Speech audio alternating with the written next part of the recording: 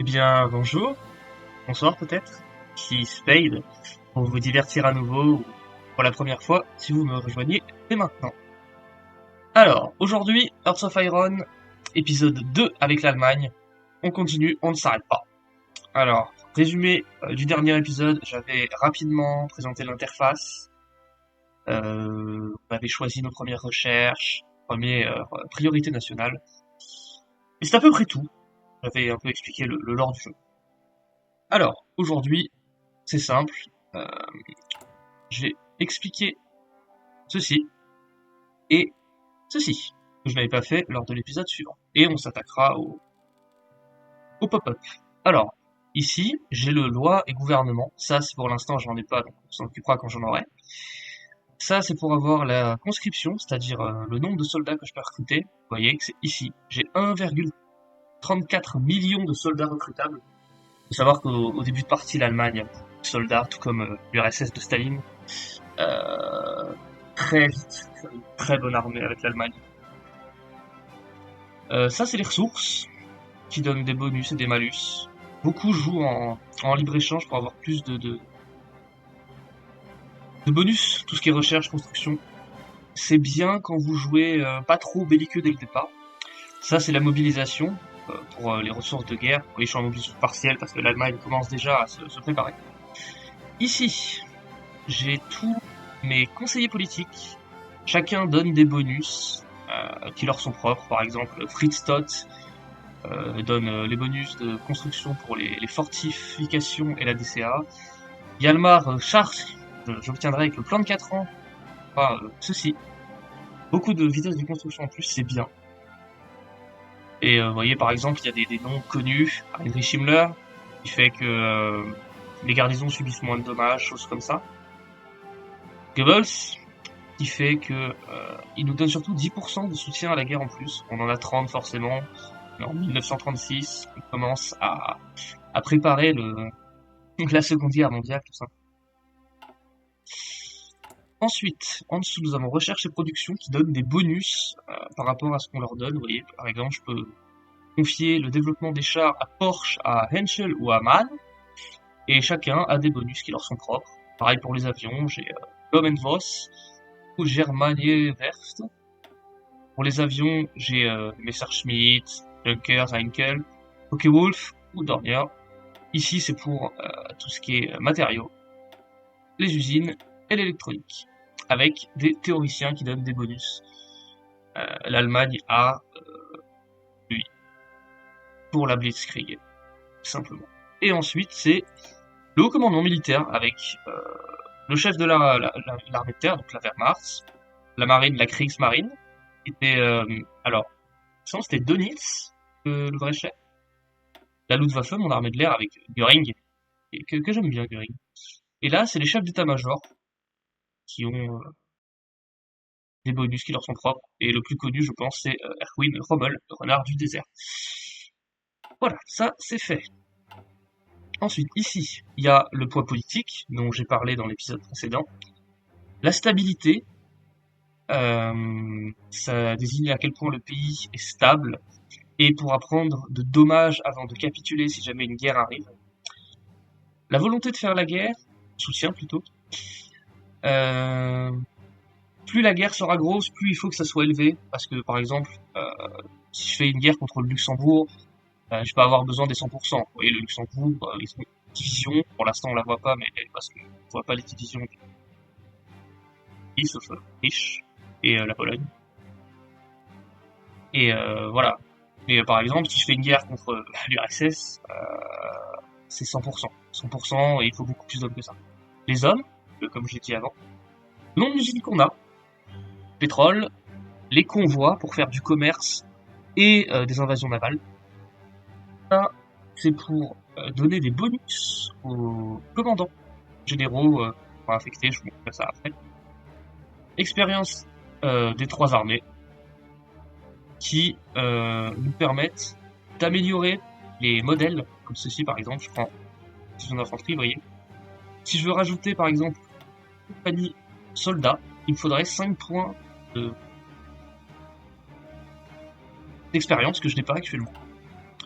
Alors, ce qui ferait que ma division serait plus chère en hommes et en matériel, mais elle serait aussi plus puissante. Donc, voilà. Ensuite, euh, on va faire les pop-up. On va commencer par les ressources. Le jeu me dit clairement, on manque de caoutchouc. Et je peux en faire du commerce avec des nations. Je vais en faire avec le Siam. J'appuie sur ce bouton pour avoir le nombre qu'il m'en faut, ni plus, moins. Voilà. Quand je mettrai, que là je suis sur pause, vous voyez, on est le 1er janvier 36, il est midi, ça se finira. Enfin, ça continuera plutôt. Donc, les ressources, c'est bon. J'ai une décision disponible. Vous voyez, c'est pour les bons méfaux. On n'y touche pas. Je vais d'ailleurs la désactiver parce que je veux pas y toucher. Pas pour l'instant. On peut construire des usines, c'est-à-dire des chemins de fer, des bases aériennes, de la DCA, des tours radio, que je n'ai pas encore cherché. Port, usines militaires pour faire tout ce qui est fusil, et usines civiles pour faire plus d'infrastructures ou du commerce. L'Allemagne, on a, comme vous pouvez le voir, 28 usines militaires. Ça suffira pas à armer lourdement le pays. Je vais faire 3 usines à Brandebourg, là où est situé Berlin. Et vous voyez qu'il me reste 6 usines. Et je vais faire à PCA, là, en Westphalie, quand on sera envahir le Benelux. Parce que bien sûr, ils vont y passer. Parce que oui, on passera par les Ardennes, comme en vrai. Parce que, après, mais la ligne Maginot, pas passable. Par des moyens conventionnels. Alors vous voyez, mes avions leur manque du caoutchouc.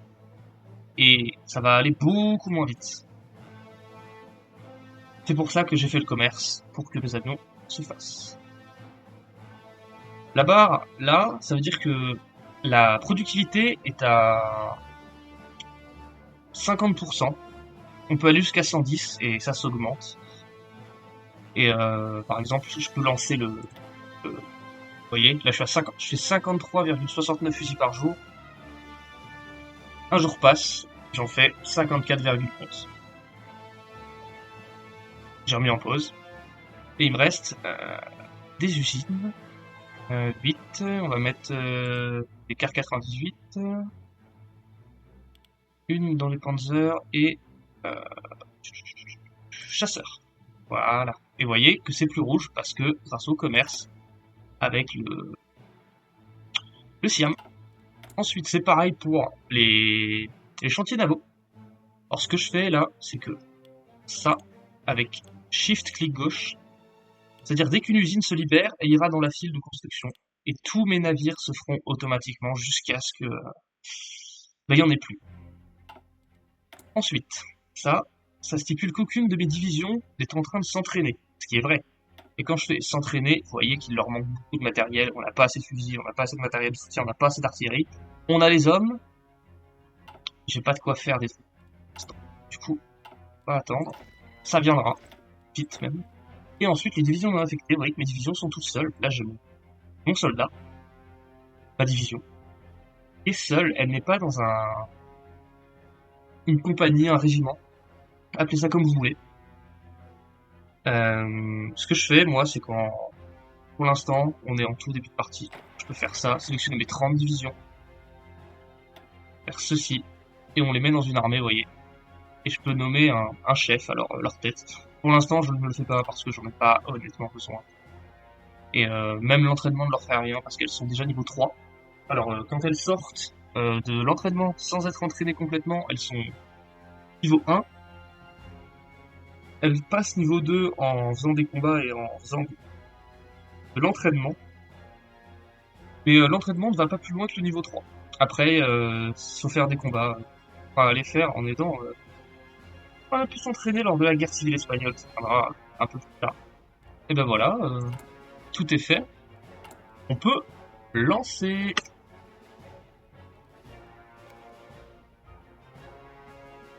Alors au début, il va pas se passer grand chose. Vous voyez là déjà le Siam commençait à râler un peu au niveau commerce, mais ça va. Voilà. Alors comment on va procéder dans cette partie? On va faire des priorités classiques. Vous voyez, j'ai une décision disponible. qui est les promesses de paix ou mesures contre les démocrates, mais ça, j'en ai pas besoin tout de suite. Je vais d'ailleurs tout désactiver parce que j'aurai pas besoin de ça avant longtemps. Alors, c'est très simple, ça va se passer de la suivante. On va faire l'Anschluss, pas tout de suite, parce que j'ai pas assez d'hommes sur le terrain, ce qui fait que l'Autriche va m'appartenir d'un seul coup, comme ça. Puis, on va demander les Sudètes à nos amis, en fait, on n'est pas amis de Tchécoslovaquie. Et on va continuer à faire des petites demandes comme ça, on peut obtenir la Slovénie, être ami avec la Hongrie, choses comme ça, jusqu'à ce qu'on demande Gdansk, qui s'appelle en français Danzig, et littéralement, je vous montre une priorité qui est ici, Danzig ou la guerre. C'est très simple, on demande à la Pologne, donnez de Danzig où on fait la guerre, et l'ordinateur a pour ordre, en priorité historique, de refuser redonner Danzig. Il mène forcément à la guerre, c'est pour ça que l'Allemagne a attaqué la Pologne, le 1er septembre 1930. Mon plan de 4 ans se poursuit, mes recherches aussi. Tout se passe comme un bon début de partie de l'Allemagne. Alors, je vais mettre en pause et regarder. Vous voyez, je peux déjà faire une division. J'ai assez, j'ai ce qu'il faut. Est-ce que je peux en faire plus? Là.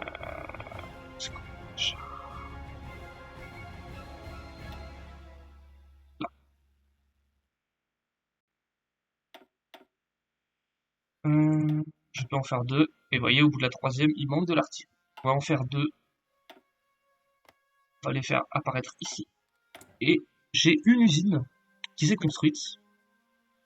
On va mettre dans la production de Panzer 2.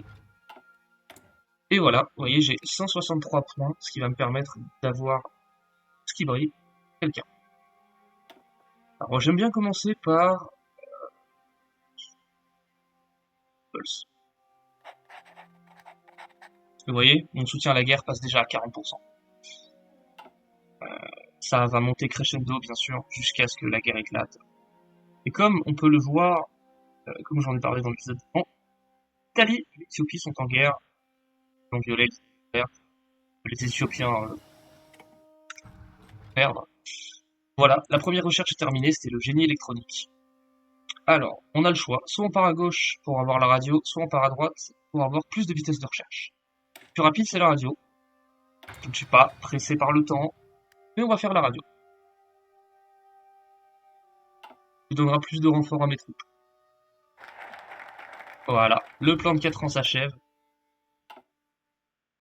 Ensuite, je vais faire... Alors ça va paraître étrange, enfin pas tellement. Je vais commencer le réarmement naval, ça ne dure que 35 jours, parce que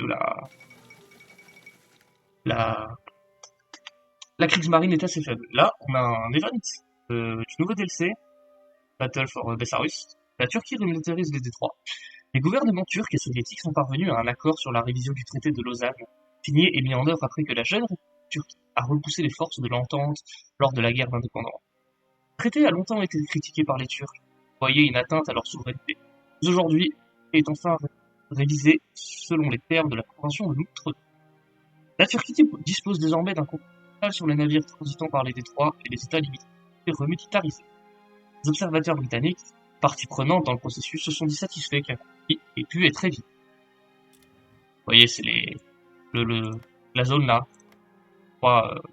mène à la mer Noire, était démilitarisée. La remilitarise, c'est leur première décision. Et du coup, je disais, la Kriegsmarine, oui, il m'en faudra pour aller envahir le Royaume-Uni, parce que les Anglais ont la mauvaise idée d'être sur une île. Ce n'est pas pratique pour combattre. Du coup, il faudra contrôler cette partie de la mer du Nord et la Manche, pour, avec nos petits navires, venir faire comme le débarquement de Normandie, sauf qu'on va débarquer chez les Anglais. Voilà. Mais ça, c'est pas avant quelques années. Ensuite, nous allons mettre cette usine bombardée. Partie bombardée. Et j'attends les 150 points qui vont arriver dans quelques jours. Et voilà, pour avoir celui que le plan de 4 ans m'a permis d'avoir, Yalmar Chart, je ne sais pas comment ça se prononce, plus de vitesse de construction, vous voyez. Ils se construisent plutôt bien. Ah, les machines-outils, plus 10% de productivité, et les armes, bien sûr. Alors, je pourrais lancer ceci. Je vais le faire d'ailleurs, pour avoir 10% de productivité en plus. Et j'ai un bonus encore pour l'industrie. Soit je fais l'industrie concentrée qui me permet d'avoir plus d'usines par état, plus de production, tout ça qui protège contre les bombardements, et ça fait moins de production, mais on est protégé. Étant donné que mes usines seront pas au front, on va faire l'industrie concentrée. Avec le bonus apporté par le plan de 4 ans, c'est tout bénef.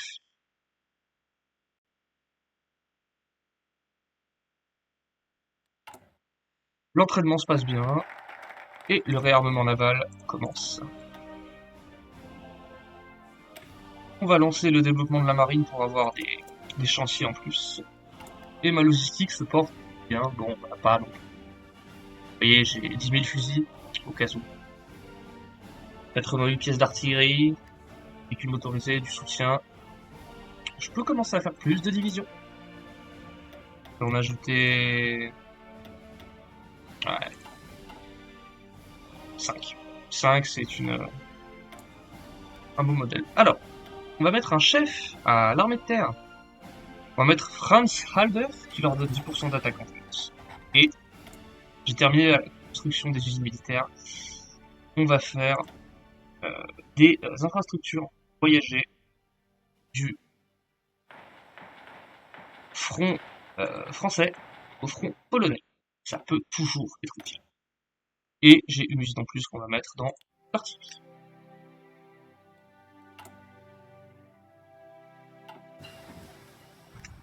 Et la recherche de construction est terminée. On va lancer... On va commencer à aller un peu de doctrine terrestre. C'est long les doctrines terrestres, sans bonus.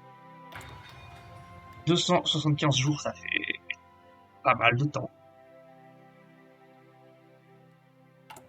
Tout se passe pour le mieux pour l'instant, c'est assez calme. Le développement de la marine va s'achever. Voilà. L'Italie est vaincue, l'Éthiopie capitule, comme vous pouvez le voir. Là, voilà. Et voilà. Le développement de la marine est terminé. Et on va remilitariser la Rhénanie, il faut commencer, hein.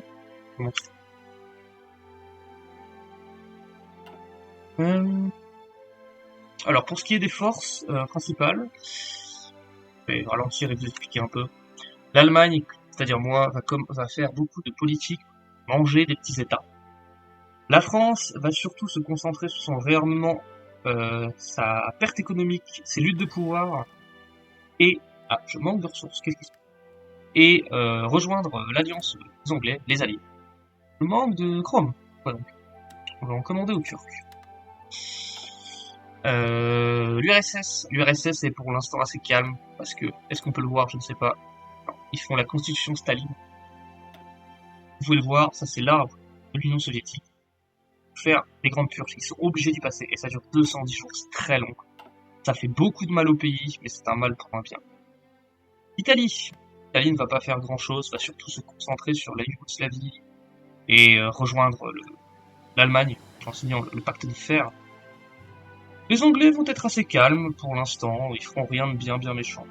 Tout comme les Américains qui seront endormis jusqu'à ce que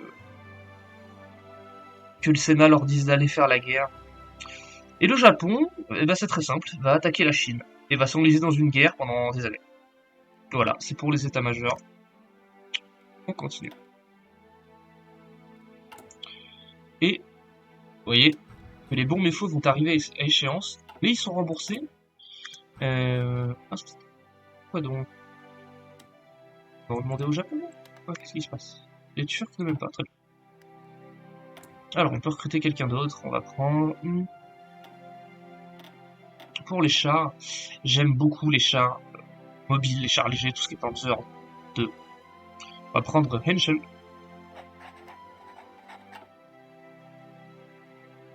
Alors, mon objectif sur ce let's play, c'est de vaincre tout ce qui peut être une menace. C'est-à-dire les alliés, l'URSS et les USA. Le reste n'est pas une menace. La Chine, même si la Chine sera sans doute vaincue par le Japon. Alors, on a terminé l'industrie concentrée. On est Mi-36, donc on va faire les avions de reconnaissance. Off. Les bateaux, je peux faire quelque chose de mieux en bateau? Ah, les porte-avions. On n'en a pas. Il en faut pour appuyer nos troupes. Et vous voyez, la radio va être terminée. Et j'ai aussi ceci. C'est mes divisions. Mes 2 premières, elles sont arrivées. On les met dans l'armée. Messieurs sur le terrain. Et vous voyez qu'elles sont pas comme leurs camarades sont déjà niveau 3. On va faire de l'entraînement. Ça va leur faire du bien. Et on a terminé la radio. Je vais faire ceci pour aller plus vite en recherche encore. 4%, c'est pour ça. Alors, pour l'instant, vous voyez que ma marine se passe bien. Début 38, fin 37, donc tout dans les sous-marins. Les sous-marins sont très forts sur ce jeu et ma doctrine navale me donne un bonus avec les U-boats allemands, des très bons sous-marins. Ça se fait. Vous voyez que mes troupes s'entraînent, surtout pour elles. Une fois qu'elles seront finies, je vais pas les fatiguer pour rien parce que vous voyez que entraîner les troupes, ça les fatigue forcément en mouvement tout le temps. Donc si ça n'arrivera pas, on déclare une guerre surprise, ça serait compliqué. Ensuite, pourquoi on ne peut pas passer la ligne Maginot? Parce que vous voyez que dans chaque province de cette petite ville Maginot, il y a 10 forts. Un fort donne 15% de défense à une unité présente. S'il y a 10 unités et 10 forts, 150%, un petit calcul simple. C'est impassable. Même en étant 5 fois plus nombreux, je ne suis jamais arrivé à passer. Ah, ça y est, les ennuis commencent. Franco. Enfin, c'est pas encore Franco. Vient faire la guerre civile. Les Espagnols commencent. Et vous voyez que je peux envoyer des volontaires. On peut en envoyer 2. C'est pas beaucoup. Mais c'est toujours ça. Je vais prendre 2 divisions de Panzer. On va leur dire de quitter l'armée. On va les mettre ici. On va leur donner un général qui a un bonus avec les chars. Paul Hauser, voilà. Hop. On va les laisser se rétablir. Ça va vite. Voilà. Et on va aller voir nos amis les fascistes de José Sanjurjo. Envoyer des volontaires. Cela. Et voilà. Et ils acceptent. Nous allons donc indirectement, bien sûr, participer à la guerre civile.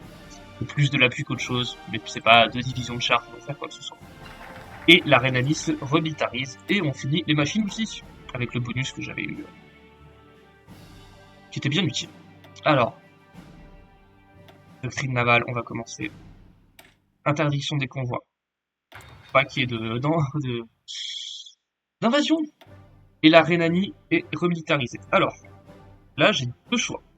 Soit je pars sur le pacte anticominterne, qui dit qu'une fois que les communistes font les foufous, on s'engage à le Comintern, c'est-à-dire pour l'instant l'URSS, bien sûr, le petit état du Tanutuva, qui est la menace principale du jeu, Moore, et la Mongolie, qui n'est pas... Voilà. Ou alors, je me rapproche soit de la Chine, soit du Japon. Ou, parce que je ne peux pas faire l'Anschluss, parce que pour faire l'Anschluss, il faut au moins 500 000 hommes dans les divisions, et vous pouvez voir, si je fais ceci, que j'en ai 288 000, moitié, mais c'est pas ça. Et ben on va se concentrer sur l'armée de terre, pour faire l'élévation terrestre. Et On va terminer l'épisode sur sa remilitarisation de la Rhénanie. Le Reich allemand a posté des troupes en Rhénanie, près de la frontière française, violant ainsi ouvertement le traité de Versailles. La population locale a accueilli à bras ouverts ces soldats, et cet acte n'a suscité jusqu'à présent que de discrètes réactions diplomatiques de la part de la France et des Royaume-Uni. Après tout, les Allemands ne font que récupérer leur arrière-cour, a observé un commentateur politique britannique. Et voyez que c'est plus rouge, on peut même y déplacer mes soldats. Voyez, il y va. Et voilà. On va se quitter ici. Dans le prochain épisode, guerre civile espagnole, et on continue à construire tout ce petit pays. Et bien voilà, je vous souhaite une bonne nuit, bonne fin de journée, tout dépend de quand vous regardez, et vous dis qu'on se revoit au prochain épisode. Salut!